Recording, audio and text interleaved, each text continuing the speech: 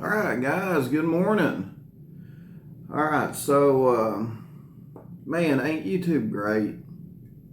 I tell you what, when I go to some of these news channels and you go to listen to a news article, it's like you got to go through like 3 minutes worth of an ad before you even get to listen to the video.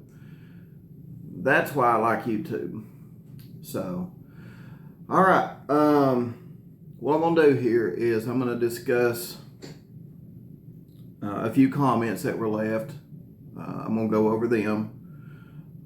And then I'm going to go over some interesting information that I did find, which I think you guys will find useful in this investigation. So, and if you do find this useful, like it, subscribe, and share it. I forgot about the sharing part.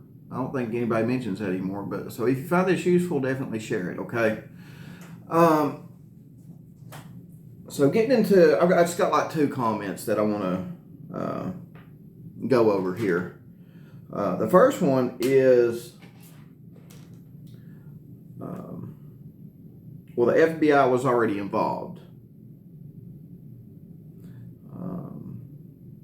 Because we're kind of talking, okay, is it a crime? Is it a criminal investigation? Is it an accident investigation or non-criminal? Basically, it's going to be criminal or non-criminal. No matter how you look at it, So, and everybody's like, well, the FBI was already involved because she was a missing person. That is true, but now she's not. So, now she's not missing, and the FBI are still staying with the investigation. Something's keeping them on this case, because once they found Kiely, they could have been like, you guys got this now, and the cops, the local and state police probably could have been like, yeah, we've got this. Yeah, I mean, now that she's found, and because I'm sure that they looked over Kylie's body initially when it come out of the lake, looked at the car. Something about that is making the FBI stay with this, okay?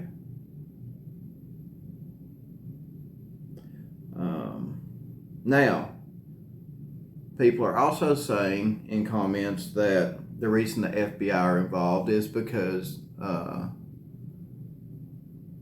Kiely disappeared and was found on federal national park land. All right, so could be, but I kind of doubt it. I think they were more involved because it was a missing person that could have went missing under criminal circumstances. Because I live up here 30 minutes from the Smoky Mountains National Park. And we've had many, many dead people up here. And out of all of them, I really do not think that the FBI has been involved in any of them. I really don't. So, just wanted to throw that out there to you.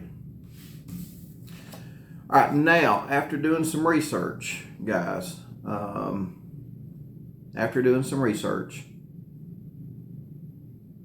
found out Kiely had a 2013 Honda CRV. I've got a CRV. Mine's 2003. Mine ain't as new as hers.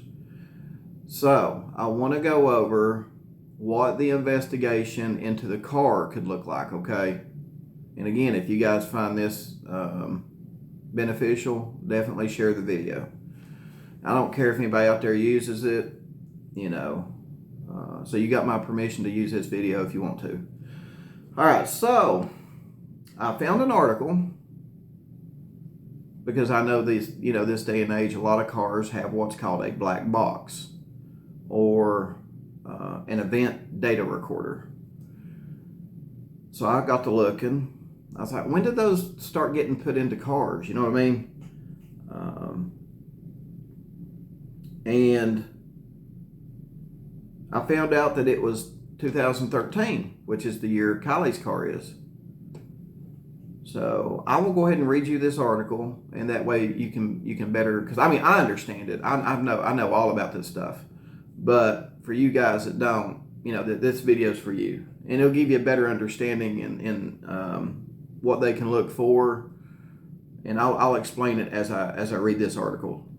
So this article is titled, "Does My Car Have a Black Box?" The black box you probably heard of in reference to airplanes, usually. Unfortunately, after the planes have crashed, perhaps we're wondering if there's such a thing as a land vehicle black box. Specifically, do cars have black boxes? Here's what you need to know. What is a car black box? The event data recorder, i.e., EDR, is known as the black box. It is a recording device made from an extremely durable and crash-resistant material. It's also waterproof. To the point the vehicle is to record the moments leading up to an accident to help investigators determine the cause so they can avoid similar events in the future. It has long been a vital part of airplane equipment, and yes, it is now found in cars as well. Does my car have a black box? How would I know? Where is it? It says, if your car is a model from this century, there's a fair chance you do indeed have a black box fitted somewhere within it. Black boxes have been in some major American car brands like Buick, Chevy, and Cadillac since all the way back to 1994. The National Highway Traffic Safety Administration has been using them to collect car accident data since the early 2000s. If your car is from 2013 or later, you are almost guaranteed to have a black box. Kiely says 2013 CRV. Less than 5% of new cars came without one in 2013. Just less than 5%. And they are mandated in all new vehicles since 2014. So if your car is from 2014 and you're not sure whether or not you have a black box, check out this list. And there's a link here. Let's see. And it just pretty much tells, where it is. Here we go. The person who will interact with it is whoever plugs into the connections to read the data. Example, police, whoever.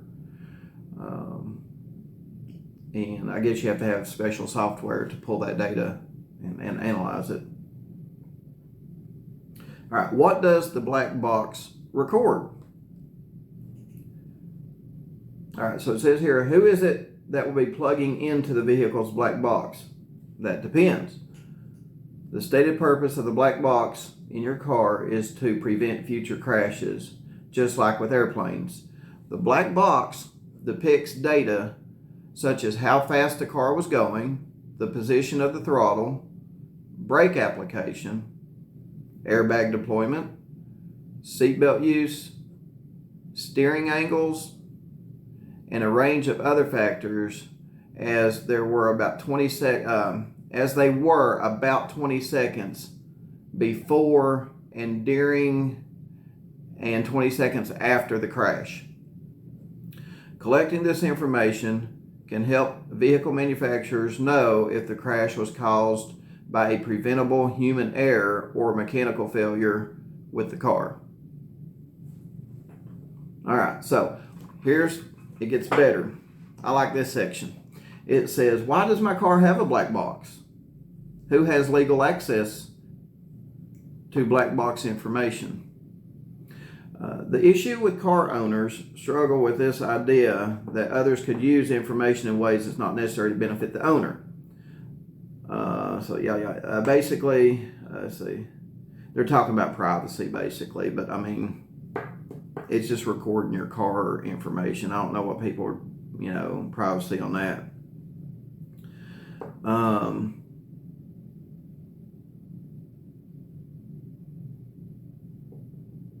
Oh, wow. It can cost as much as $20,000 to retrieve the data from the black box. Your car's manufacturer has access to this equipment, as does the National Highway Traffic Safety Administration and law enforcement. But can they legally get access to this data at any time? It says there's no clear answer to this question.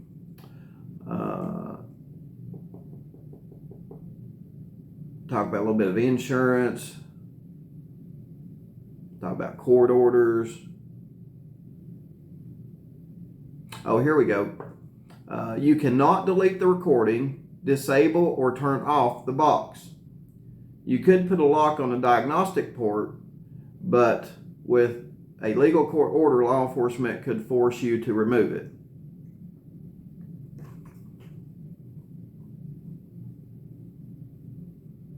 So,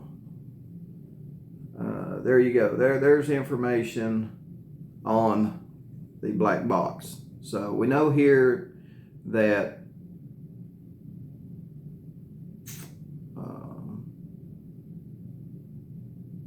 according to this, it can tell you how fast the car was going. Example, as it went into the lake. If the car was on. I'm thinking if there was power going to it. They could have had the car off and in neutral if it was a criminal act. Okay.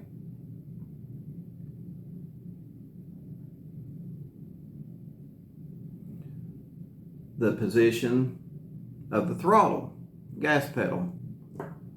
So they can tell the position of that as the car went into the lake. They can tell the brake application. Was the brake applied as the car went into the lake? And like all this will be evaluated pretty much today, and I can see them probably pulling that data today, and working on it. And I don't know how long it'll take to analyze it. That's another thing, guys. Pulling it and analyzing it are going to be two different things. Airbag deployment. So it'll have the data of when the airbag or if the airbags were deployed. Seatbelt use. It'll tell you when the seatbelts were used or not used. Steering angles of the steering wheel could come in handy. And it says a range of other factors. And like my car, I've got a Honda CR-V too, but like I said, mine's a 2013. The other day, I put some stuff in the passenger side seat, and I noticed that I had a little light that came on my dash, and it said passenger side airbag off. I was like, is it malfunctioning? And it didn't occur to me that I had some stuff in the passenger side seat. So the computer was basically saying, it went into safety mode. It was saying he could have a small child over here, which he's not supposed to. So if this airbag deploys in a crash, it could kill that child, So the computer went into safety mode and turned the airbag off. That's why that light came on. So it recorded my car may have a black box in it, even though it's 2013. But my car recorded the weight on that seat, triggered that airbag light, or triggered that airbag sensor to deactivate. just goes to show you guys. Now, here's a scenario. Here's a scenario, guys. Let's say Kiely went to go park at that spot with somebody. The computer is going to recognize someone in the driver's seat, and it's going to recognize someone in the passenger side seat because of the weight. When they get out, it's going to record that. Now what happens after that if this is criminal? If there's, the sensors in the back seat and they record something in the back seat, but nobody in the front seats, and the car goes into the lake, all that's recorded. You know what I mean? That could be used as evidence. That could help investigators maybe figure out, was she in the back seat before it went into the lake? What if it determines that there was just one person in the vehicle and that one person was in the driver's side seat when it went into the lake? It'll help people probably figure out at that point, okay, maybe this was an accident. Okay, now let's talk a little bit about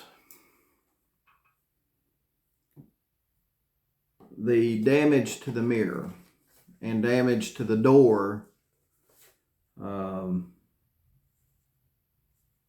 So in most cases, and I'm just going to say most, a car will flip upside down because it'll cause the front to sink first because of, the 800-pound motor in the front of the vehicle. So as it comes to rest on the roof, if it's kind of cockeyed, it may hit the mirror first and then roll over onto the roof and settle. There again, if the car is upside down, and the scuba divers had to connect the tow cables to the two side axles, the two side wheels, to flip the car back over on all four wheels from the roof, as it's rolling, it could have snapped that mirror too. So I wanted to explain that to you guys. And then once they got the vehicle on all four wheels, then they have to reposition those cables. It's a lot of work, guys. A lot of work for the scuba divers. So then they got to take those cables off. And then, because you'll have, when they flip it over, you'll have one on the front wheel and one on the back back wheel. So they got to take the one off the front wheel and go and reposition it to the back axle. That way you've got two cables hooked to the back axle or somewhere to the frame to pull the car straight out like they did, and at the same time, you're going to have the scuba divers down there doing the best they can, because it's stirring up a lot of sediment and everything like that.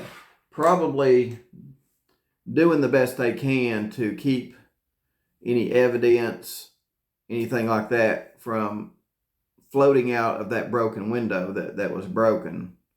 Because they want to keep everything. And there's another question too that is like, do you think Adventures with a Purpose could have broke that window? And I'm thinking no, because they want to keep everything evidence-wise pretty much the way it was when they discovered it. That way investigators will have an easier job of doing what they need to do. So no, I do not think Adventures with a Purpose busted the window. Now the window could have busted when they rolled the vehicle. the window could have busted if it landed cockeyed upside down on the lake bottom. We don't know. So, but it is interesting to note that the busted window was in correlation with the broken mirror. So that could have happened when they rolled the vehicle, or it could have happened when the vehicle came to rest on the lake floor, if it was cockeyed.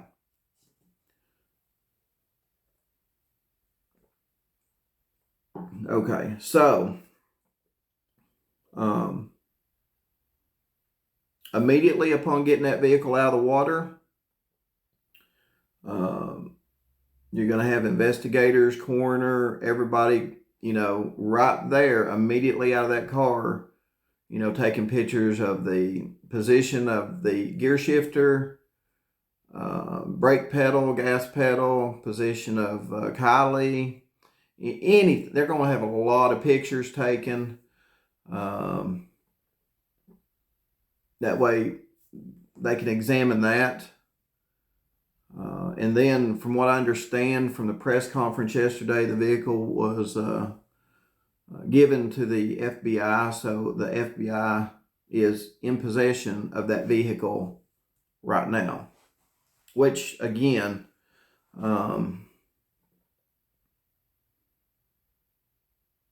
makes me question, is this a criminal investigation? May not be. We'll find out though.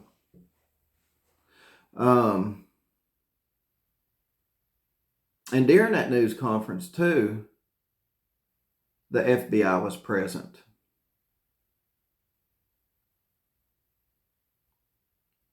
It's another thing. Maybe they just want the attention. I don't know. I mean, if it's not a criminal investigation, maybe they were just wanting the attention. But the FBI dude looked pretty serious, and when the camera panned over to the relatives of Kiely, I guess that was them sitting next to a cop that was standing next to them.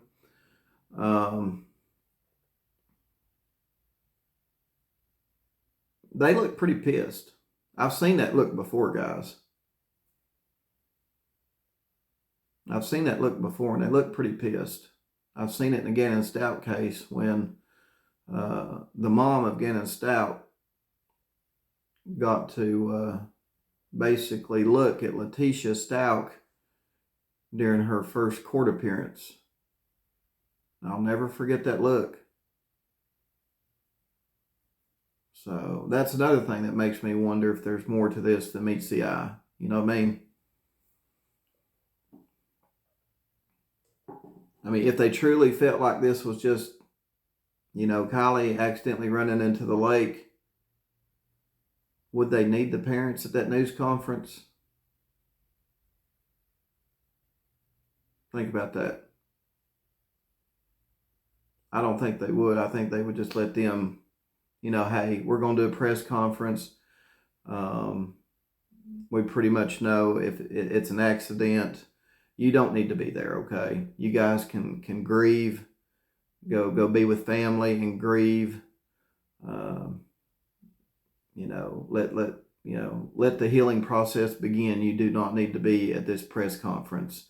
If it was I feel like that's what police probably would have told them if it was an accident. Because, I mean, me, myself, why put the family through that stress if it was an accident? You know what I mean?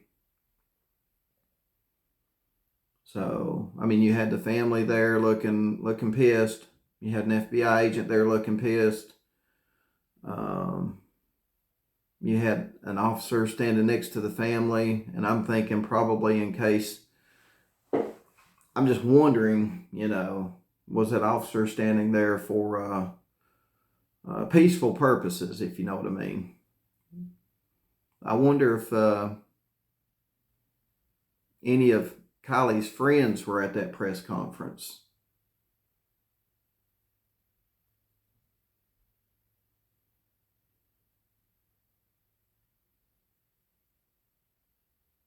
I don't think they were. Maybe that's why that officer was standing next to the parents in case they did show up. Just saying.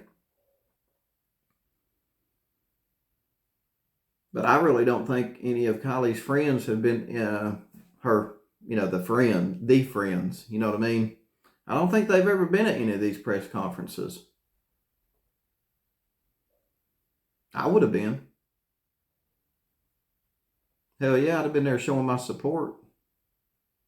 Be at every one of them. Right there with the parents. Think about that. Now I'm going to answer some questions that I've seen involving the lake itself. Okay. It looks like some people had questions about, could there have been a current that caused a rock or the current itself to bust the window out of the car? Knowing a lot about lakes like I do, no. The first thing I done was looked at the satellite image of the dam. That is, it's a natural dam. It's not a hydroelectric dam.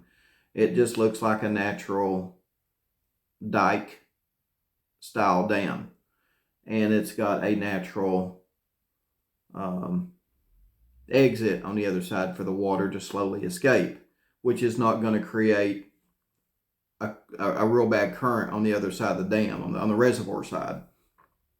Now, if it was a hydroelectric dam and you're talking about, 50 to 75,000 cubic feet per minute coming out the other side, yeah, that's going to create a current on the reservoir side. It's going to create a heck of a current. But with it being just an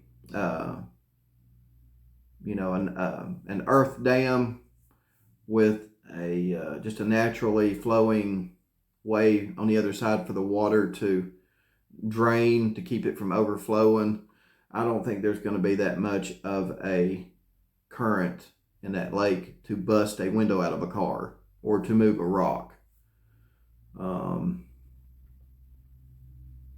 So I'm thinking that the window on the car got busted either when they rolled it to extract it, or when it settled and maybe just settled cockeyed on the lake floor. So I'm trying to think of anything else that I may have missed. Let me look here on YouTube and see if I see anything that somebody has posted that I might be able to address. And like I said, guys, you can share this video, use it, whatever. If you find it beneficial, share it. Let me see here.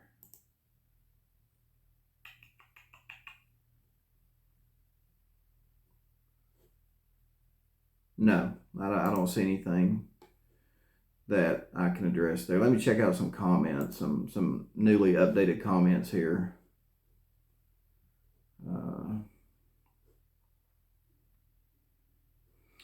Here's one that says, when she first went missing, they had no clue if she was abducted or anything else. That's true. That is why the FBI is involved. Well, you got to understand though now, she's been found. So why is the FBI still involved? That's the question. Here's one. I'm struggling to understand how the police failed to find Kiely's car, being so close. Oh, that's one thing I can that's one thing I can address here. So yeah, I don't know, guys. This one baffles me. Let me show you some sonar pictures, and even you guys that don't have no experience looking at sonar pictures, you can probably make these out. So I don't know why law enforcement couldn't find a 13-foot car 14 feet under the water. So take a look at these images, guys, and I'll be right back.